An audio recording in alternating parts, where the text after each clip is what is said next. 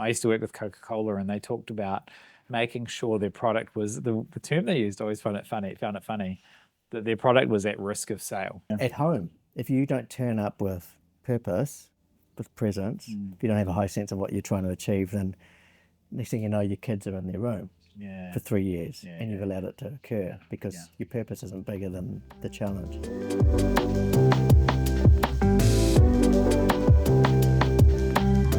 So Code Blue is we stop and we just celebrate something. So we've had some challenges in the business last couple of weeks, so it was good just to choose something to focus on.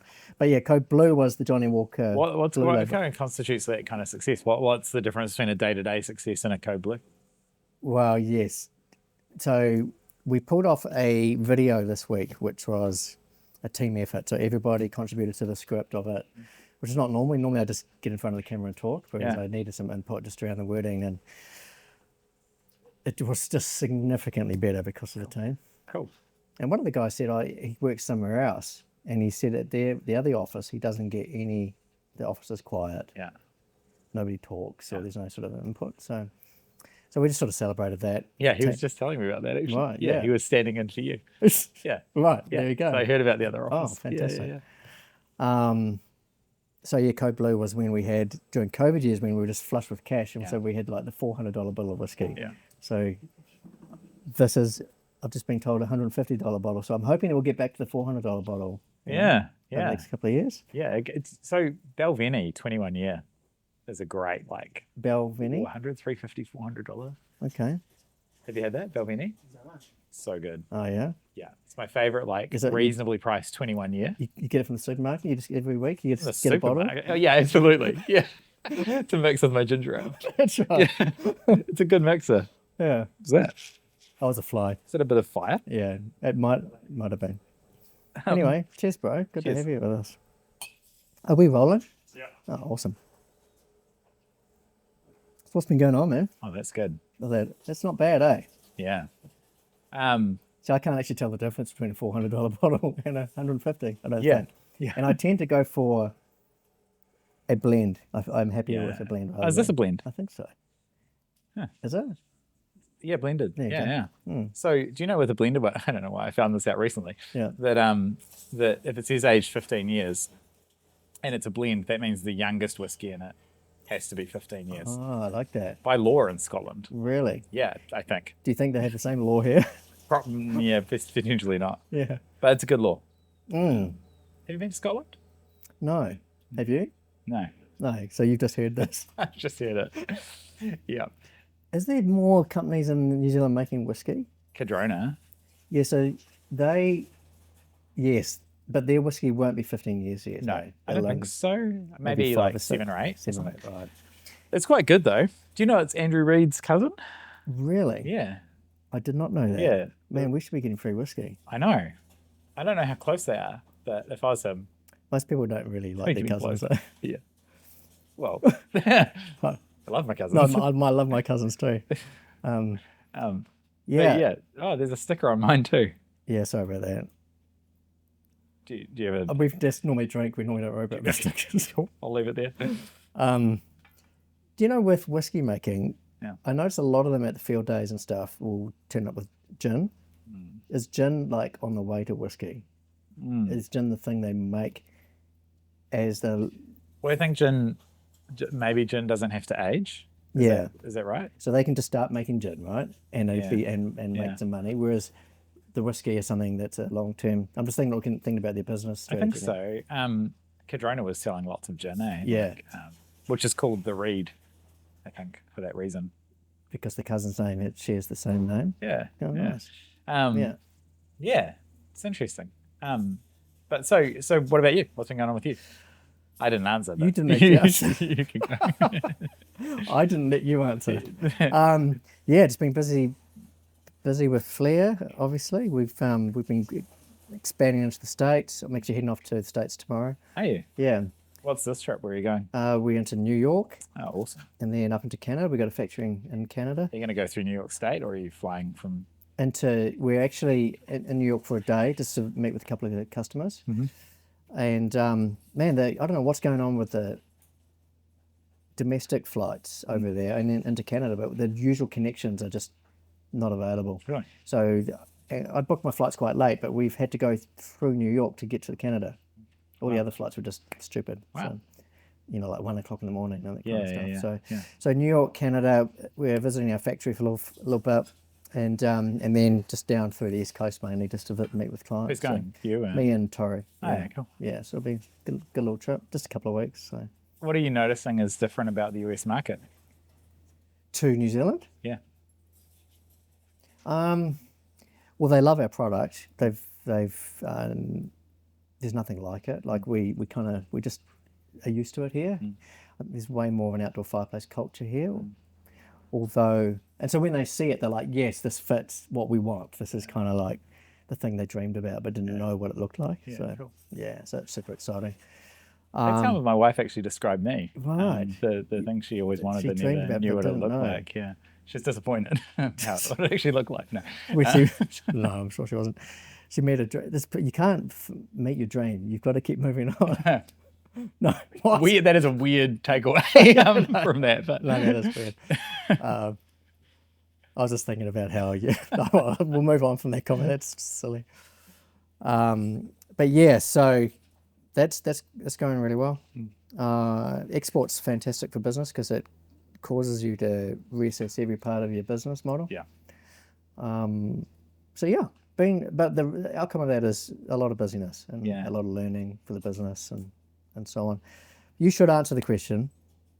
Yeah, what's been up in your work? Yeah, it's been interesting. I have been in a little bit of a phase of sitting with teams talking about leadership, which comes and goes. I think I get asked to do it for a little while, and then people realize I'm not that good at it, and so they stop again. Whatever. But the conversations lately have been really interesting. I actually have a question for you on that, which we can get to.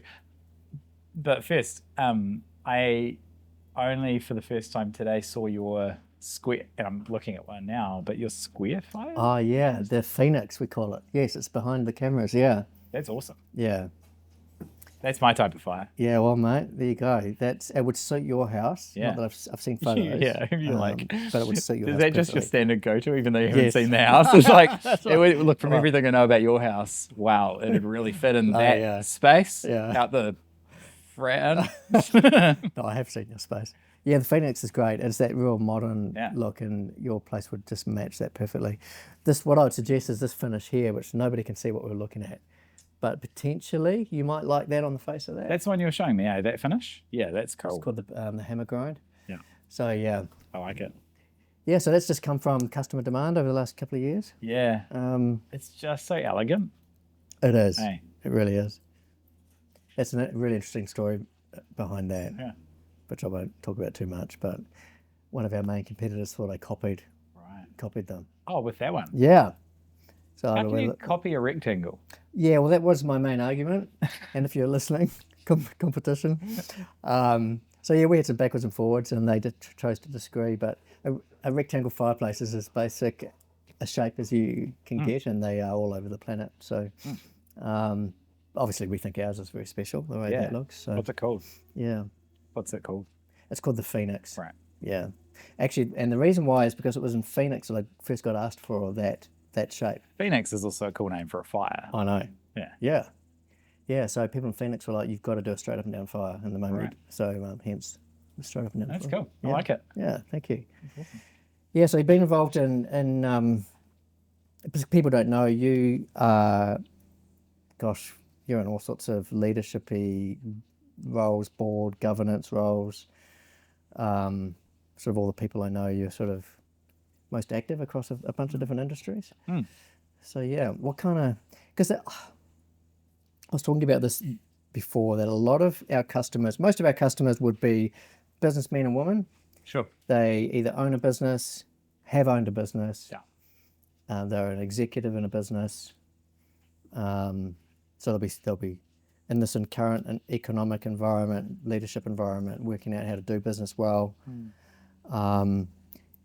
The other unique thing, I think, to our client base is they're all couples. Might not be married, but they'll be either, married couples or gay couples or whatever. They'll just be couples. They tend to be two people that are got a mortgage or they've, you know, got an investment at home and or a holiday home, and so they are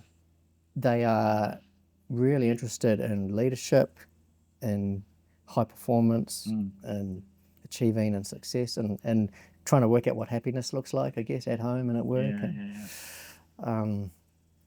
It's kind of where Flare Fire fits in, you know. It's to sort of help them create an environment at home that enables them to relax and be at peace. Yeah. Yeah. I mean, do you find for you there's a connection between your ability to think creatively, think freely, and getting enough relaxation? Because sometimes it's when you don't think about a thing, right? Yeah. That you actually start to think creatively about it. I actually think I am more creative when I'm working out. So when I'm not relaxing, although it's not completely true. I know my wife and I we're going to Rarotonga and soon, at some point this year, and I know that it'll be great because I'll be getting really creative. I'll be thinking about the business and the charity and stuff, and I'll be writing stuff. But I know when I'm walking, when I'm doing exercise, that's when I'm often calling my staff and going, "Hey, we should do this," or I'm making notes vigorously. Yeah. How about yourself? Yeah. I think it's interesting. Exercise is definitely a time where you can solve stuff. I think, and sleep. You know, you wake up in the morning with an answer. Yeah. But I went to a neuroscience conference years ago, and one of the things they talked about in it was that the most typical time that people will get insights into an issue they're facing is in the shower. If you're trying to find a space in which people actually just come up with an insight, it's often in the shower. Wow, yeah. And they were saying the reason is because typically when you're in the shower, you're in a lightly positive mood. So you're not excited. You're not like massively. You don't shower angry. Yeah, you're probably not angry. You're probably just it's pleasant. Yep. Right. And it's a break from whatever you're thinking about or doing. Right. And so people often will have insights in the shower. And I was thinking, that kind of applies to probably lots of those environments where there's a little less stress and a little less tension, and you're actually just at ease. And the brain can kind of do its thing, rather than you forcing it all the time. It's an interesting. Josh, do you think, I'm thinking, with it, social, I've got my phone in my pocket. Yeah. Gosh, the other night I woke up at 4 o'clock worrying about something, and I have sleep mode on my device, on my phone. Yeah. My watch, but it obviously worked out that my heart rate was going at such a pace that I was awake, and so it started sending me all the notification. Yeah. I'm like, no, I'm actually still in bed. I want to. Yeah. So I took my watch off, and then it still beeped at me. So then I ended up putting it back on and putting it back into sleep mode. But the point of all that is, we're distracted. We're hyped. It's almost like it's so easy to live life in business where you are just hyped up all the time. You're kind of almost in fight or flight. And you're not taking the time to be creative and to think and to relax. Right? Man, you saying that, actually, I'd never really thought about the fact that the other thing that's unique about being in the shower is, I don't know about you, but have you ever used your phone in the shower? Well, I'm going to. I've never thought of it, no. No. Can you? I assume you could. I mean, they're waterproof. Right. Mostly. So you haven't either? No, but maybe that's... I thought you might have been suggesting that. maybe that's one of the reasons why it's a good environment. Yeah, true. Because I was thinking of taking notes for the brain ideas. I could fit in my phone right there, but no, you're better off being... We've talked about this in the past. We've talked about how, even though it's unpopular with some parents, my kids, right since they've had phones, they're 14 and 16 now, they both have phones. Yeah. There's not a lot of control around it during the day. Like I don't typically tell them get off your phone or whatever because it's a bit hypocritical because I'm often on mine. Yeah. But one of the rules that we follow as a family is that we don't have phones in our bedrooms at night. Yeah, they're out we've just moved, so now they're in like the scullery, just sitting on the bench. There's chargers there all ready to go. They go plug in, we plug in. Yeah. And the reason for that was because I'd seen some of the neuroscience research that when your phone is in the room, your brain stays a little bit on, knowing that it could go off. Right there, But I suppose it's the same. Like when you're in a shower, because you've never taken your phone in there, your brain knows that the phone is not going to interrupt you. You're not distracted. You're probably never in the shower going, I should have a look at the Herald. Yeah. Or I should have a look at Facebook or LinkedIn or something. Yeah. So you're actually free. Yeah. I've been thinking that's so good, man. And you, by the way, you do that really well. We didn't do that with our kids, and so it was really hard. I'd like to introduce that, but it was almost a bit late with our 3 youngest. We have got to the point where they aren't allowed to. We don't watch screens in our rooms, so because we've only got 3 kids in the home at the moment. We have 6 kids. We used to have. I still have 3 kids. 2 of them are right there on the cameras. My 2 favourite. They're actually just both on their phones. Yeah, they're both on their phones. So addicted, man. No, they're not. So now we've got just a few of us, and one of them's sort of not really there. So we've got 2 kids at home. It's like, what do we do at night? Do we all just sit?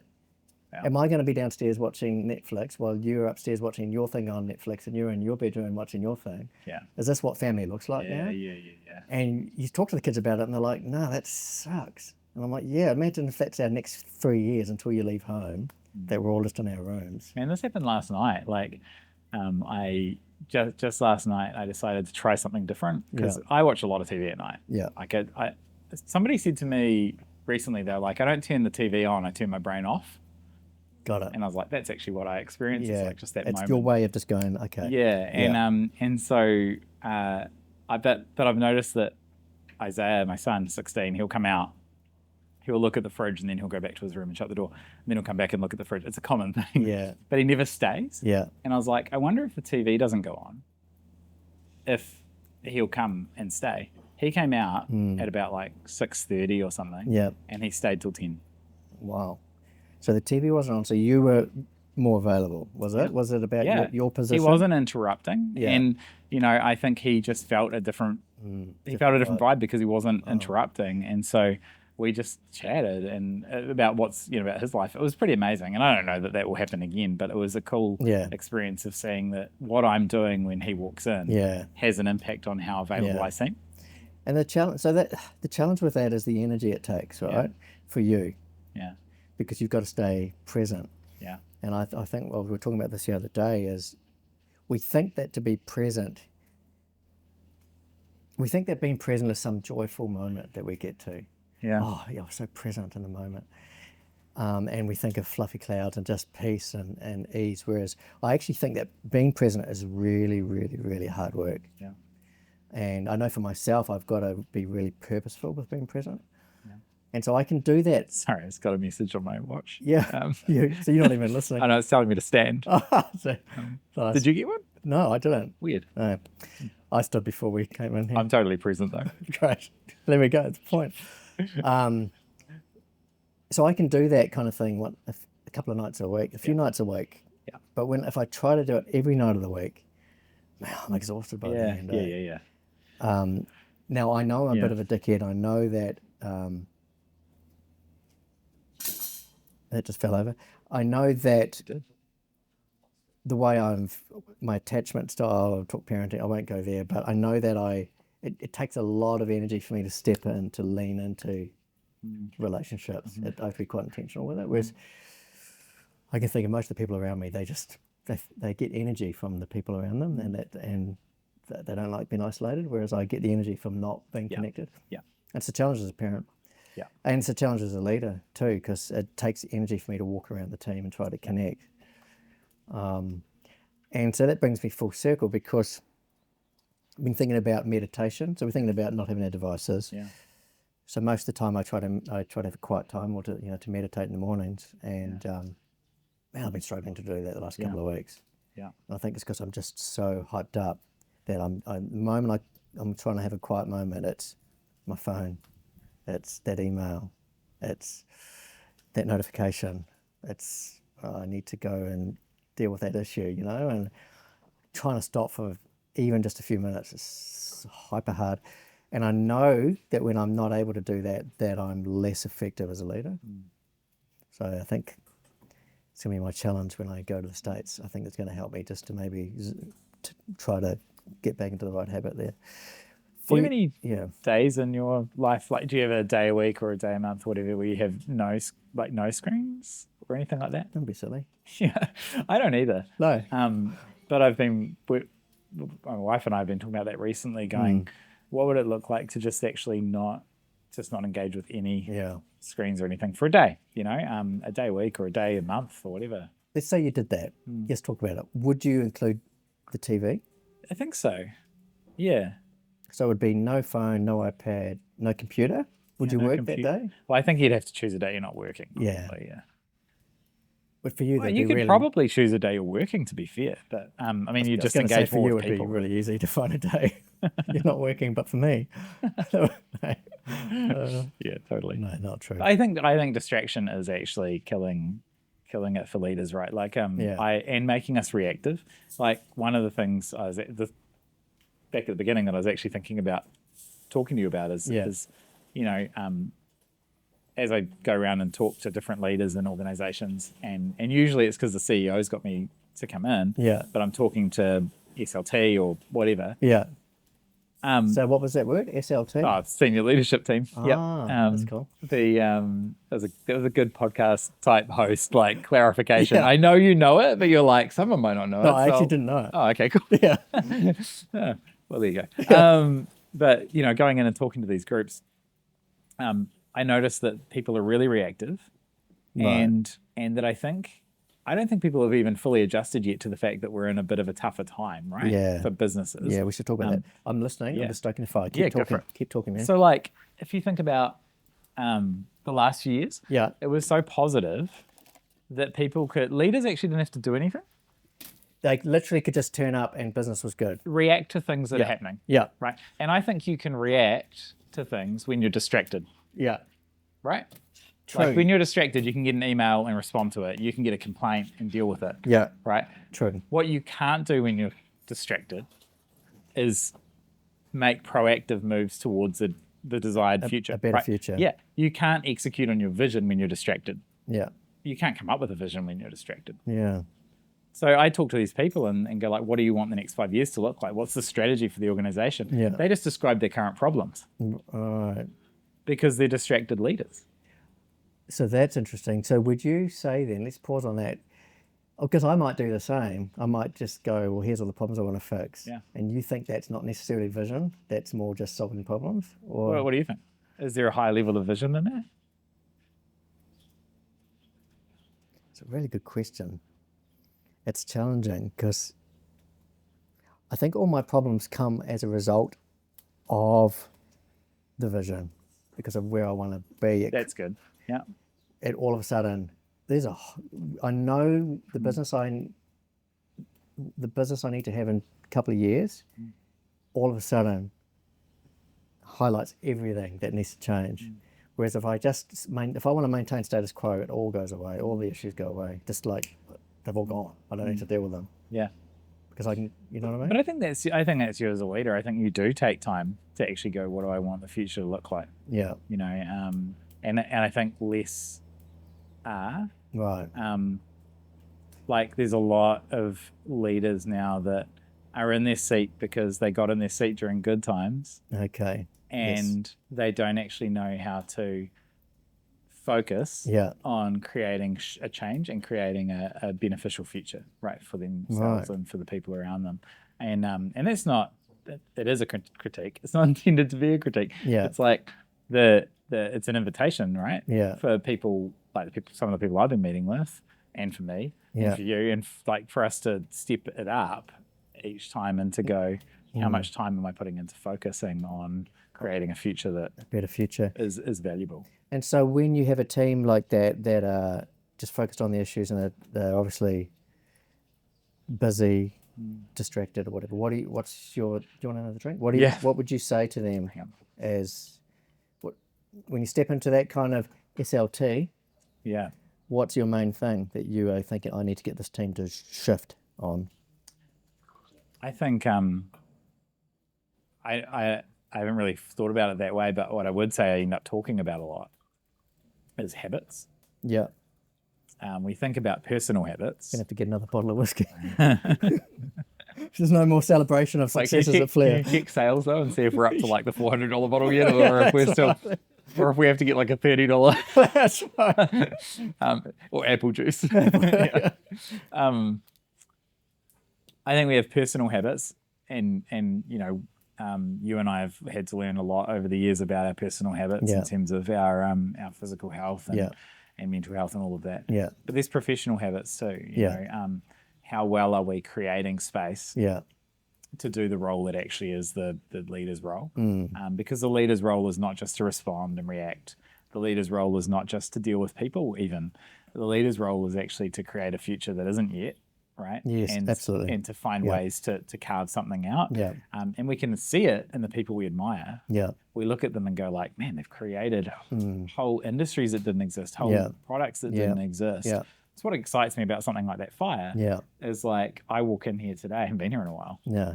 Walk in here today and see a fire I've never seen before. Yeah, yeah. You know, Yeah. That's exciting. Yeah. Because it's like you're listening, right? Yeah. To what you hear in Phoenix. Yeah. But a lot of leaders would then just go back to their email. Yeah. And they wouldn't actually take the step from hearing to creating. Yeah. You know, that takes focus. Yeah. And I know what it looks like for you. Because sometimes, like, what time do you come into the office sometimes? It's 6 a.m, or? Yeah, I'm here early every morning. And why do you do that? Because there's so much. Because I was going to say so much to do. No, it's because the vision is so big. It needs my attention. Yeah. So. But you wouldn't have. You could sit back and just watch fires get sold. Yeah. Right. Yeah. And I think a lot of leaders are doing that. You know, a lot of leaders now are just sitting back and watching fires get sold rather than going, what's next and how do we actually continue to become? Okay. So do you think then that they're happy? Those leaders? Yeah. Yeah, probably happier than us. Really? Do you think? What do you think? I don't think. I often think about purpose. Yeah. Purpose is something that, that there's the Bible verse about, without vision the people perish. And there's a sense, I think, that actually purpose, a high sense of purpose actually offsets entropy. Yeah. Entropy, what's that? So entropy is this idea of everything actually entrophies. Entropy is a thing where everything is moving towards just sort of chaos. And if you don't have a high sense of purpose as a leader, your business sort of becomes more chaotic. Things fall apart, systems aren't followed. Yeah. At home, if you don't turn up with purpose, with presence, if you don't have a high sense of what you're trying to achieve, then next thing you know, your kids are in their room for 3 years and you've allowed it to occur because your purpose isn't bigger than the challenge. Yeah. Right? Yeah. That sounds harsh, but it's what I had to face myself is, am I going to live in 3 years? Am I going to be content with that, me creating that at home? And the same as at work. So I think, I don't know how we started talking about how I lent into this, but I think what guys are wired for, and this is almost going to sound a bit chauvinist, but I'm thinking men, it probably applies to a lot of women out there as well, but men, we love providing. We love being the guy who turns up well at home and provides. Yeah. We love going to work and having a high sense of purpose. And I don't know what percentage of men actually turn up to work and have that high sense of purpose. Yeah. And I think if you're a leader and your business isn't kicking some doors down and achieving the next thing, I imagine your sense of purpose will be not there. Yeah. Yeah. I totally agree. I was trying to explain this actually to Isaiah last night because we were talking about his work. He's got a part-time job. He's still at school, but he's doing 16 hours a week, so it's a decent chunk of work. Yeah. And he's finding that kind of balance a little hard. But he talks about his working out because he's big into working out, nice. and he's pretty built. And I get genuinely scared when he comes to me. Like, that's so good. But he. I was saying to him, like, that same feeling that you get of like the next level of bench press or the next level of whatever, work can bring that. Like, you can actually get that kind of feeling, that kind of purpose, that kind of movement from work. So, because he was going like, man, how am I supposed to leave school and just go into a job? You know? And I was like, well, because a job can be more than that. You know? And not just because you're the leader or whatever. Like, you can just find your spot. remember working at a farmer's store. Yeah. I wasn't the boss, you know, No. initially. I was just working there. Yeah. But I so badly wanted to create something. I wanted to like show up and do Yeah. a good job and Right. sell more and Yes. make sure like the towels looked great. I Yeah. don't, if my wife's watching, like I do secretly know how to fold towels. Do you? Yeah. It's really important for them not to know that. So I know. we can edit this out. That would be great. Yeah. But you know, like I think you can get purpose from Yeah. incredibly small things that seem Yes. immaterial. Yeah. But man, it's almost like excellence brings purpose Yeah. in just about any Yes. form. It's really interesting, right? Because I've been thinking about this for my team. Because I have a high sense of purpose. Yeah. Right. And a high sense of excellence. Yes, we do. And so that I know that has an impact on the business, and that Yeah. causes them all to think that, you know, to strive for more. This year, because I'm really thinking, because I tell them, you know, you need to have a sense of purpose in your work. And I'm thinking, why would you, when you pour a fire, how do you really own purpose? So this year I'm going to focus on three things. Family, because we spend so much time at work. We literally spend so much time at work. It's got to feel like a place that's safe, that is fun, that is friendly, where they've got friends, and where there's some sense of family here. Yeah. So what is that? What needs to happen at Flair for that to feel like that for that person? But the next thing is winning. Yeah. Now I know what they need to do, so I feel like we're winning. Yeah. So, you know, in terms of the amount of fires we pour or the quality or whatever, but what does it need to feel like for that person to feel like they're winning at work? Yeah. And then, which brings me on to the third thing, which is development. And, you know, how do they need to develop? How do I need them to develop? But also, what do they, over the next year, need to do so they've developed towards the future them they want to become? Yeah. And it's going to take me a while to walk around, to spend time with the whole team and get them there with that. But my hope is, because I'm not sure many of them come to work thinking they are looking for purpose here. Yeah. So I want to kind of do them the favour, and maybe it's a bit arrogant, by trying to help them find some purpose. Yeah. And I mean, you've got an interesting business because you have people in a shed, you know, pouring fireplaces and polishing them, which is hard work. Hard work, yeah. Dirty work, you know, sanding. Sanding? Yeah, they use, sometimes they sand. Thanks for that's your extent of your knowledge. Plastering, making fires. That's right. And then the end result is that they create a premium experience. Yes. For someone else, which is interesting, eh? Yeah. Because there's quite a polar opposite between the creation of a fire and the experience of a fire. Yes, very different. But I think that's common to a lot of industries. Yeah, true. And the job of a leader is to connect people somehow with the end result. So there's this purpose of going like, we're creating an experience. Yeah. I remember Andy Stanley went in and talked to people who worked for the Ritz-Carlton. Yeah. And he talked about how they would struggle because they were you know, working pretty hard in like kitchens and laundry rooms and stuff to work for some of the wealthiest people who were staying in their hotels. And there's a disconnect between those two things. Yeah. And so his big kind of axiom that he brought into that organization was, we are all ladies and gentlemen serving ladies and gentlemen. Yeah. And he was like, we need to elevate our view of ourselves in terms of our part in this process. Yeah. And that led to other things too. Like every staff member could spend, I can't remember the number, up to $100 or up to $500 on solving an issue if they came across it. So good. So they were fully empowered. Yeah. If they saw a guest, you know, struggling with something, to go and just solve it. Yeah. You know, which made them feel empowered. And I think that's the question for any organization is like, how do we create purpose, but how do we empower? Yeah. Because people who are not empowered are going to struggle to feel connected and engaged, you know. It's one of the beauties of being CEO, right? For a role like you, is you get to make the call. Yeah. And you get that freedom. That gives you a sense of purpose. Do you know, with the Ritz-Carlton, have you heard their story of what customer service looks like? No. They did research, and I'm going to get this not quite right, the facts quite right, but they worked out that Get the fact checkers onto it. fact checkers will get onto it.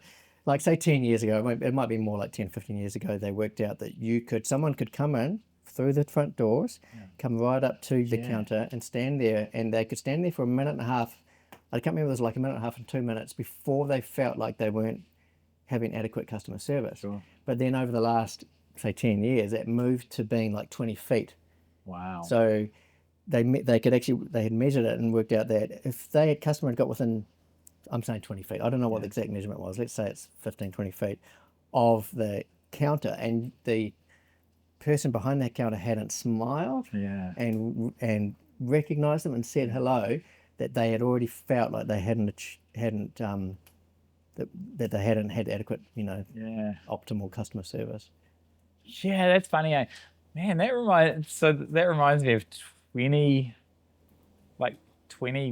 more than 20 years ago, working at Farmers. Right. They had a rule which was 10, 10, 10. Yeah. Which was you've got 10 seconds to acknowledge someone who's within 10 meters of you. Yeah. If you want to make them 10 times more likely to buy something. Wow. But that acknowledgement has shifted over time, and that's probably less than 10 seconds now. But they also, because I think Ritz-Carlton also focuses on trying to recognize people. Yeah. So their doormen and stuff, and doormen are like trained to memorize, or they're people who are specially identified who can remember faces, and they can see it on the screen or whatever for their members. Yeah. And they know who's coming to stay. That's cool. So they can go, oh, this is Frank's back. Mr. Edwards. Yeah. Good to see you. I mean, how valuable you can't beat it. Is that experience? Yeah. Man, I'll tell the story, but I was in San Diego with my family actually a couple of years ago, and I found a cafe that I really liked. Yeah. The reason I really liked it was I went there and I ordered a coffee, and they asked for your name. Yeah. And I said, my name's Mike, and she didn't write it down. Yeah. Took my money. I went back the next day, walked past, she goes, "Hey Mike, how are you? Great to have you back." Now, I don't know how that's possible, because she would have had 1,000 clients that day, but obviously that's completely unachievable probably for most people. But man, some people just naturally can do it. Yeah. Right? Yeah. Which is amazing. And those are the people you want to hire into those roles. Yeah. Which is probably a key part of it, is trying to make sure that you've actually got people in the right roles. Yeah. That is a huge piece of purpose. And she probably had a high sense of purpose. I remember in Sydney years ago, I was at a conference, and I think it was Sydney. Anyway, I went to the Starbucks, and this lady goes like, and I hadn't been there before. Yeah. And she goes like, "All right, James, we'll get that ready for you." Yeah. And I was like, wow. Yeah. Like, how did she do that? Yeah. That's amazing. Yeah. And then the coffee was ready, and yeah. and I was like, and it had James written on it. I was like, this is amazing. Yeah. So much so that the next day I actually asked her. Yeah. And like, how did you know my name? Yeah. She just pointed at my lanyard from the conference. Okay. You were like, it's so complicated. And I was like, actually like little things like that, like why, if you've got people working in customer service and someone's wearing a lanyard, don't ask for their name. Like, don't ask for their name. Yeah. Like, what is their name? It's probably the one on their lanyard. Probably the one, yeah. Yeah. Oh man, that's so good. Yeah. This is tricky, because we've been, as a business, we've been discussing this Ritz-Carlton example and going, well, so someone inquires to Flair for a fire. They send us an email. How soon is too soon? Right. And we actually tested this. What email came in recently, and Sammy sitting behind the camera rang straight away. Yeah. And it was just awkward. Right. For us Kiwis, it's a little bit like, hang on, are you chasing me like you're stalking? You know what I mean? Whereas, so within sort of 15 minutes is about right. Probably. The next day is actually not all right. Yeah. Because we know, and we need to keep telling ourselves, that they've probably also reached out to our competitors. Yeah. And I've learned from experience from sales that if you can be the first one to make contact and to give a good impression, it doesn't matter if the other guy's more cheaper. You'll probably, the relationship's the most important thing. Man, that's great. Yeah. That's so great. I love the kind of experimentation part of that, because that's probably the key bit, isn't it? It's like trying different ways and seeing how they land. Our real estate agent was selling a couple of houses at the moment. We'll find a link in there. Your house is available online. Right. It's for sale, isn't it? Actually? But our real estate agent, their systems are really slick. Yeah. Baston Real Estate, Brett Baston. But they like, one of the things that that he does is if you call them, the message you get if you don't get them straight away is any time of day, 24/7. Yeah. Is hey, sorry we missed you. We'll hear from someone on our team in the next 30 minutes. Perfect. And I'm like, that's good. Man, that's a big commitment. That's a massive. You've got to be able to follow that up. But then they have a system behind that that makes sure it actually happens. Yeah. And I think that is often the case, right? Is that behind what looks like a really simple interaction is actually a reasonably complex system, but something that's really well organized. Like people going, is immediate too fast? Yeah. And it's different per culture. Like in New Zealand, that's too fast, but in America, it's probably fine. Right. Maybe. Yeah. When I speak to our American sales guy, he's like, "Nah, let's just call them straight away." Whereas have you thought about trying to call people before they inquire? Before they inquire, just before they click the button. We'll do that after this. We'll start phoning some people. All you need to do is get them to put their phone number in early in the process. Yeah. And then have that field automatically come straight through to you before they even click submit. Yeah, that's right. And then call them before they click submit. Yeah. It's going to go great. Yeah, that'll be a good system, man. It's going to go great. You actually just click a button where we phone them. Kiwis are definitely going to block you. That's right. Yeah. It's an interesting topic though, because businesses so the environment at the moment, economic environment is tough. I hear in New Zealand, it's pretty. You've experienced, you're connected to real estate. It's probably the industry and other industries that are probably finding it pretty hard at the moment. Yeah. Why do you think that is? Why is it that interest rates are dropping since August? And I think our OCR is to blame. I think our... Hey, what do you really think? Sorry, yeah. Yes. No, what I think to blame in part is our being a quarter behind on our inflation numbers. Yeah, it's all lag, eh? Because it's this massive lag and, it's so bad. And I'm thinking, so we haven't even got the data yet, have we, for October, November, December last year? Yeah, I don't think. No. Because in America, they seem to get their numbers... It's almost weekly. I don't know. I think it's monthly in Australia. Right. So do you think, but the interest rates have been coming down. So do you think that just means it got bashed too hard prior? I don't know. Yeah. I actually don't know. I feel like we're more gloomy than it actually is at the moment. I feel like it's going to turn. Yeah. Soon. And well, there's sparks, right? I don't know what it's like for flare orders, but I know in some of the industries I'm involved in, we'll have a week and we'll be like, it's turned. It's just so busy. And then all of a sudden it just goes quiet again. And it's like it's like it's trying to get going. Yeah.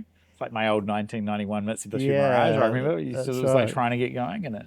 But you're right, all this, it's cheap to borrow money. If you look at the last 20 years, it's so cheap to borrow money. Yeah. Like the rates you can get at the moment, even though they're double what they were 3 years ago, are still cheap, right? Yeah. Inflation is kind of under control, I'm guessing.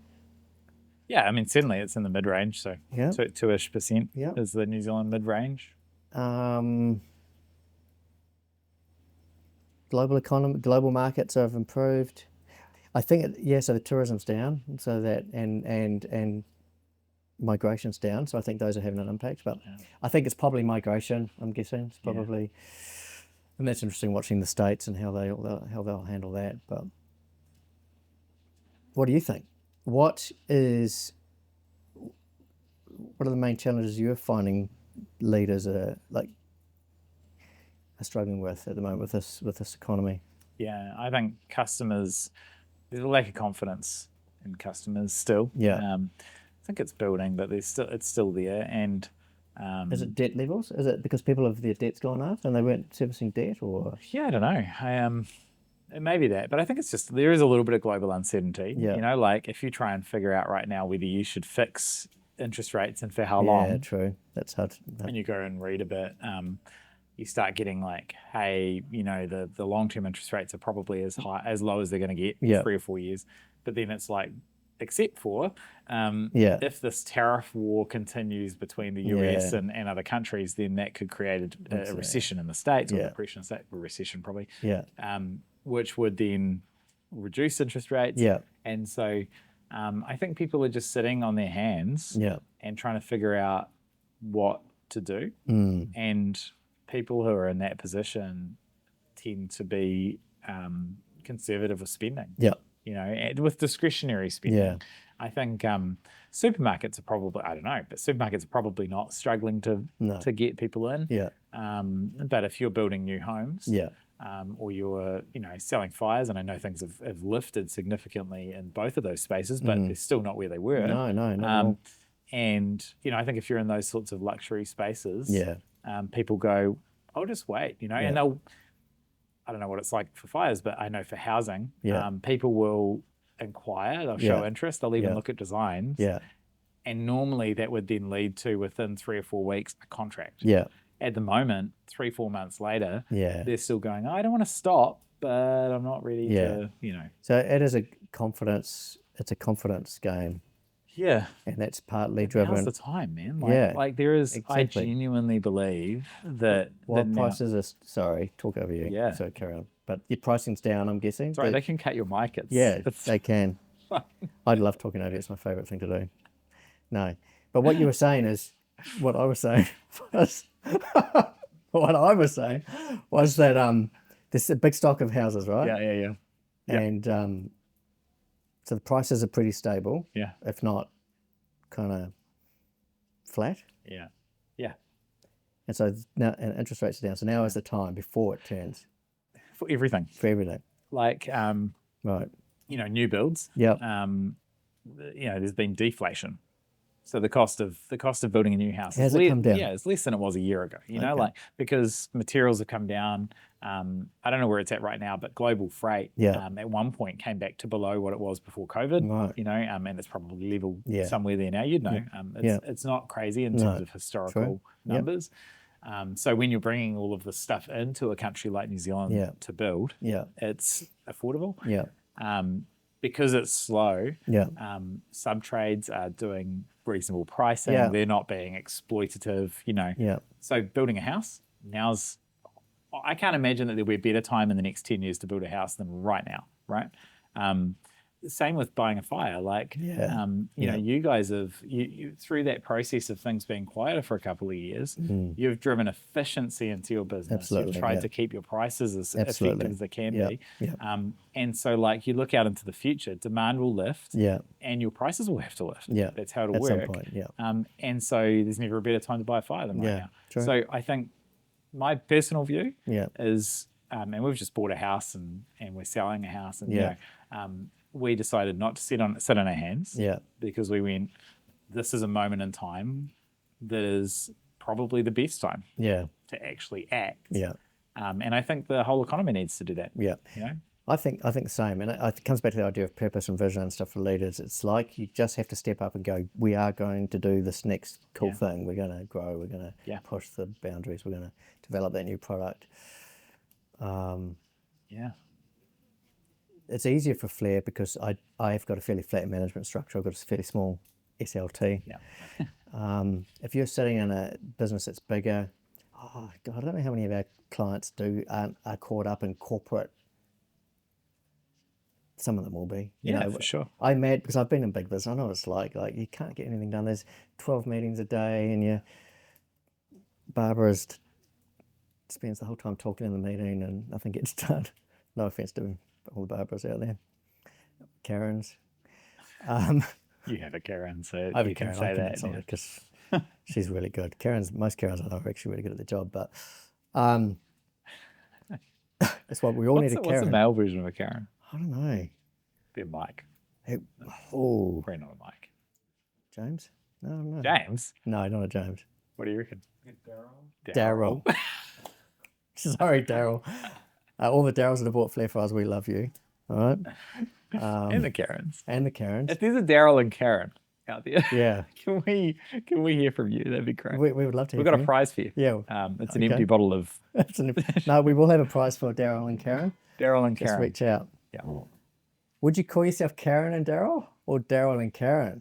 Like, who would? Well, patriarchy's not dead just yet, so. No, but Karen would want her name mentioned first for sure. But so would Daryl. Oh, that's so true. Yeah. Dazza and Kazza. Daz. Yeah. Yeah, okay. Yeah. Leadership, Yeah. business, guys struggling to grow their business. Yeah. What are the main challenges that you are thinking, guys and girls, in a leadership role? What's keeping them awake at night? Yeah. Yeah. Look, I think you nailed it before, talking about trying to actually move, like things moving slowly. Yeah. And corporate type stuff. Like Yeah. corporate can sneak into Anything. the family-owned business. It can sneak into the small team. Right. And that's some of what I've seen recently. Yeah. Is organizations that can't make a decision because it's not clear who gets to make the decision. Wow. So there's and small business, medium. Even in that size. So trying to run like a committee. Shoot. Okay. Well, that's interesting to me because that I couldn't survive in that. So what do you, when you step into that, are you talking to the leader about that? About how he or she turns up? Yeah. Typically, yeah. So trying to go, and I'm probably using a little bit of my board type work that I do to inform it a little bit, because if you're on a board, papers have different purposes. So some are for discussion, some are for like consultation because they want your view, and some are for decision because the decision needs to be made by the board. So I've been talking to some CEOs lately and going, you probably need to think like that for your team. You know, what are you bringing to your leadership team for decision? Because that decision is going to require them all to agree with you. Versus what are you bringing for information or for discussion? Where you want to get their views, but you're going to make the decision and be clear from the outset, so they don't think that it's going to be a consensus. You know, because often a leader will want to get people's views, but retain the ability to make the decision because of speed. And that's good, though, right? Yeah, and there's a humility element too. Like when I was a CEO. I remember often saying, when we came to the end of it and people disagreed, I knew people were going to disagree. I'd go, I could be wrong. However, this is what we're going to do. Right? There's a humility in that of going, I don't know that I'm right. But I know we need to move forward. And from everything I've heard, I think this is the best way. But you are humble enough, trying to be humble enough in that moment to hear the voices. And it reduces the chance of egg on your face. If you go like, if it's wrong. If you go like, we're going in this direction because it's the perfect direction, and then it doesn't work out, you lose some of your kind of ability to lead. Whereas if you go from the beginning, hey, look, I don't know, but I'm making a decision because that's my job. You know, to make a decision and move forward.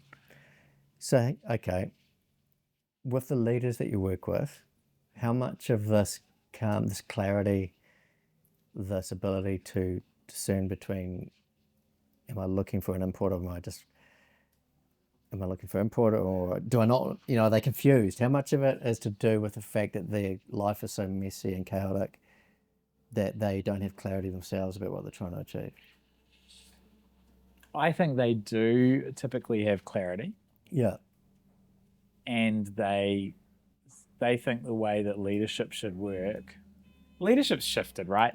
So late 90s, Jack Welch winning. Hard edge, like leader makes all the calls, whatever.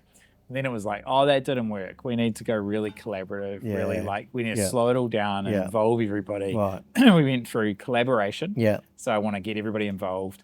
Consultation, collaboration, co-design, which is like, I'm not even going to create something and consult with you. We're going to work it through together. Now, look, there are examples where co-design is great. I agree. But in an organization, when you're trying to move quickly and take advantage of opportunities, sometimes that's not the best path. You know, sometimes the best path is the leader plots a course, gets people's views, and then makes a decision. And I think that's where the opportunity is for a lot of leaders. And I think what I would say to a lot of leaders is, you don't have to worry about being unpopular. The people you look up to, you know, the people in business that you are most impressed by, go have a look at what they've done and how they've done it. Because I almost guarantee that they've been willing to make unpopular decisions. Yes. I think being unpopular, being polarizing, being leaving some people behind, gosh, that sounds harsh, is part of leadership. I think this idea that you want to bring everyone along or that you keep everyone happy, I think it's completely wrong. And so you feel free to criticize me because I'm not saying I'm right, but I think the idea of leadership is you know what you stand for, and the more unique, the more special, the more unique the thing that you stand for is, the more presence you have, or the more unique your brand is. Yeah. You know what I'm trying to say? I'm not wording it right, but... No, yeah, I do. So leaders often just need to find their voice, work out who they are, have confidence in what they're trying to achieve, I think, and start leading, and knowing that not everyone's going to be on board, and that's actually okay. Yep. Yeah. I think it's got to be that way. And I mean, you mentioned the a Bible concept before, but like I think even if we look at for some of us who come from a faith background, I look at someone like Jesus who literally stood in front of a massive group and went, at one point, I mean, this is the way that it is. And a whole bunch of people left. And then he went to his closest people, his SLT. He went, "Are you going to leave too?" And they didn't. So his thing's falling over off camera. But you know, like I think that is the role of a leader. Sometimes you set the culture. I think that's the thing when you is that the downside when you collaborate and co-design and stuff, that like who's creating the culture inside of that kind of company? I mean, maybe that's the culture. So it's all a culture of co-designing or whatever. I guess. And it's funny, you know, there's a saying that leaders who don't listen end up surrounded by people who have nothing to say. Right? Totally agree with that. And I'd hate for anyone to hear this and think that what we're encouraging is kind of blind, hard leadership where you don't listen. The biggest value that an organization has is the views and insights of its people. But and the role of a leader is to consider all of those, listen better than anyone. And then make a decision. 100% agree. Someone said this to me once, and I use it all the time for parenting stuff, but it applies even more at work as well. And the idea is that if you're not feeling heard, you're not feeling loved. And that the idea of being heard is as close to being loved that you can't actually distinguish the two of them. That's a crazy thought, but so with your kids, it's actually really simple, because no matter what your concerns are about their behaviour or whatever else is going on in the world, if they're feeling heard by you, they're feeling loved by you. Now, in terms of work, it's the same thing. Your staff, no matter what mistakes they've made, no matter how freaking messed up, how all the challenges, the chaos, I know what each of these people want, and I'm not saying I'm doing it. I'm pointing at my staff that are all working at the moment. They all want to feel heard by me. And that's pretty much the only thing I've got to do, I think. I think I've worked out that that's pretty much all I've got to do is make them feel heard. Now, there's a whole bunch of other stuff I'm going to do in terms of leading and pushing and driving the business, but... And I think you have a responsibility to help them understand what being heard means. Yeah, it doesn't mean when you work, because I think, so, you know, you've seen this a lot too, but I see this in organizations all the time. Where people think being heard means their view becomes reality. Got it. That's not what I was thinking. But that's not what being heard means. No. Being heard means that you express your view and it is considered, and then a decision is made. Right. And it may go against it. And so, I mean, we're talking about business owners, we're talking about leaders. But let's talk about people who are not in charge for a minute, because there's people like that would listen to this. And it's like, how do you gain influence over time? You gain influence over time by by understanding that you have a responsibility to articulate your view as well as you can, your considered view. And then when the decision is made, even if it differs from your view, as long as it's not a breach of your ethics or your values, live it out, support it, and execute it as if it was your idea. And I would say that ability is a common a common theme across most of the effective leaders that I know who have come up through the ranks. You know, I'm a high school dropout, apprentice electrician, whatever, but I got really good at carrying out other people's priorities and at expressing what I thought, but being able to carry out what they said as if it was my idea. Literally things that I didn't think were the right direction. There are times where people working in my teams would have thought I came up with it.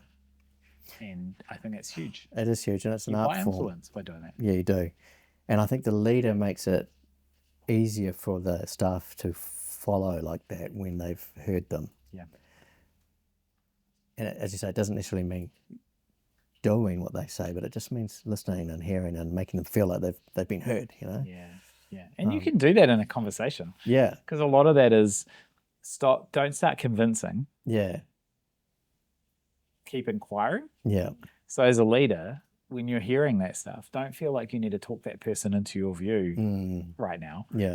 Instead, go, what questions can I ask that are going to help me understand their view more? Because at the end of the day, you're going to make the decision anyway. So get every bit of gold you can from that person. The gold comes out because they might say 10 things that are completely stupid. Not say might, they will. No, gosh, that's a cynical part of me. But then it's going to be 2 things. You go, shoot.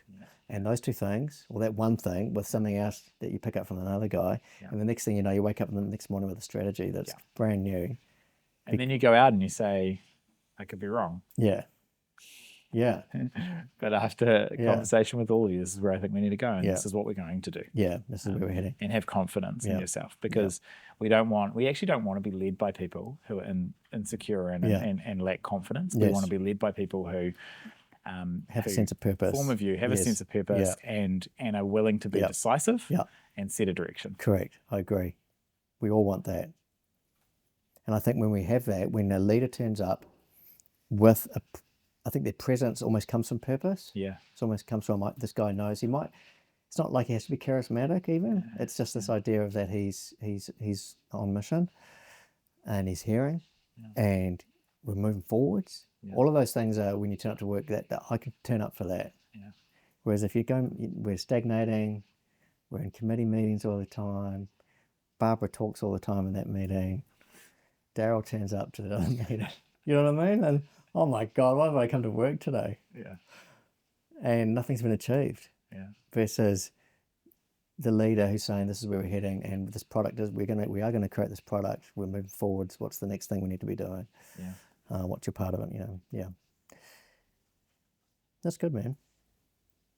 So I think that's probably the challenge. If in a downturn, it's your opportunity. You've got to be investing in your time, at least, in visioneering and purposing development, working out what's next, developing new markets. And we're kind of doing this a little bit with the States. I imagine the US market, I think it's pretty depressed at the moment.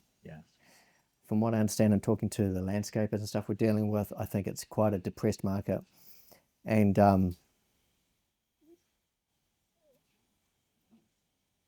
don't know why, but I think pushing hard at this time is really valuable. Because I know when it's pumping, when the thing turns, that we're going to be, set to pump. We've been talking for a while. I'm thinking of a good question just to finish off with. If you could, wow, I'm excited. I'll come up with one that I'll just ask every time, but I should have thought about it. For me or for anybody who happens to be watching? Yeah, for you. Ask yourself this question. No, for you. Because we didn't really talk, you probably could talk about a whole bunch of different leadership stuff you're dealing with, that you're advising on, and you've got so much wisdom. Every time we chat, I always get blown away by that. But, but, oh my goodness. What one piece of advice would you be giving to someone who's trying to work out how to grow their business at the moment in this environment? And I think it is almost a global. When I think of America and here, I don't know what it's like in Asia and Europe at the moment, but We're coming out of a recession. Yeah. We're all hoping for the future. What do we need to be doing? What do we need to be thinking about? Yeah. How do we need to be living? I don't know. What is it? What's your one takeaway? There's a whole bunch of things you could introduce around. Yeah. Do you have your product right? Do you have your your process right? Do you have the right customer? All of that's valuable. Yeah. But the one thing I would say kind of supersedes all of that really at the end of the day is activity brings results. And so what is the activity? What are the calls you can make? What are the meetings you can have that could lead to something? Yeah. I used to work with Coca-Cola, and they talked about making sure their product was the term they used. I always found it funny that their product was at risk of sale. At risk of sale. At risk of sale. So that was just the term they used. But they try and make sure that they had as much product across as many places across the country at risk of sale as they could, right? Okay. And it's almost like that. Like the more of the right coffees you have, the right meetings you have, the right emails you send, the right calls you make, the more likely it is that your product, your service, is at risk of being taken in a good way. Yeah. And so I think activity brings results. If you're doing the activity, lots of it, and you're not getting results, have a quick look at whether it's the right activity. Got it. But activity brings results. So you're talking about hustling more. Yeah, and for a lot of business owners, there's a little bit more to that. Yeah. Which is that we talk about motivation. Yeah. And so it's like we want motivation to come first. So we want to go motivation, activity, results. Yeah. But motivation actually comes from success. And success comes from results. So, sorry, I wasn't expecting the question, but this is what comes to mind. Yes, that's good. So what actually comes first is activity, right? We do the work. Yeah. Then we get results. Then we get motivation. Yeah. Success, which leads to motivation, which leads to activity. But the challenge for a leader is a leader doesn't get to wait until things are going well. Yeah. A leader has to create the environment for things to go well. And so they've got to create activity. They've got to create the right activity. Yeah. And so they've got to get moving. Yeah, got to get moving. And in my mind, I don't know for you, I know you're similar to me, but so physical exercise, I've got to get myself moving. Yeah. Got to get myself out of bed in the morning. I've got to do physical stuff. I've got to be healthy. Yeah. Got to watch my diet while I'm drinking, all that kind of stuff. So there's a whole thing that's connected to the health of my business, which is completely unrelated to the health of my business. And hopefully we'll get to talk about that at some point. I mean, I think I think for you, healthy habits physically are probably more natural than they are for me. Right. We should chat on that next podcast. I think it's worthwhile because it's. But I would totally agree. Yeah. Unhealthy people don't create healthy environments, and so how do you get healthy? Unhealthy people don't create healthy. So that's you're talking sociology. What's the word? Mentally unhealthy in your head, and also being unhealthy. Yeah. Got it. I love it. Yeah. Awesome, man. Well, I appreciate that. Thanks for hanging out. It's good, man. I feel like you've timed this. This is like an hourglass. It is. So that was an hour. But you didn't start it. No. Which is a good thing. Next time we'll give a little bit more whiskey in there and we'll go for a slightly longer. Cheers, bro. Awesome, man. Appreciate it. You too. Cheers.